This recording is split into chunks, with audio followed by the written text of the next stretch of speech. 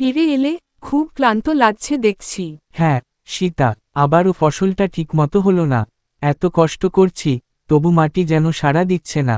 চিন্তা করো না, খরা তো প্রতি বছর আসছে এখন। আমরা যদি একটু ভিন্নভাবে ভাবি।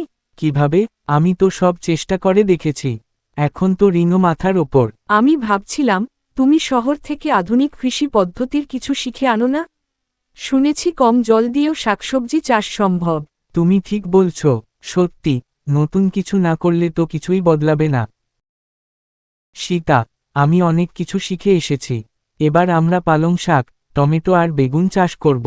কম জলেই হবে। দারুণ, আমি তোমার পাশে আছি সব সময়।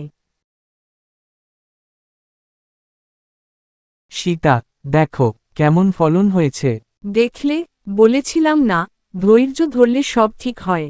তুমি না থাকলে আমি হয়তো হাল ছেড়ে দিতাম। আর আমি না থাকলে তুমি এত দূর ভাবতেই না।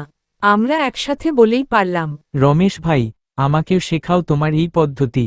অবশ্যই, সবাই যদি এগিয়ে আসে, তাহলে শুধু আমাদের নয়, পুরো গ্রামের ভাগ্য বদলে যাবে।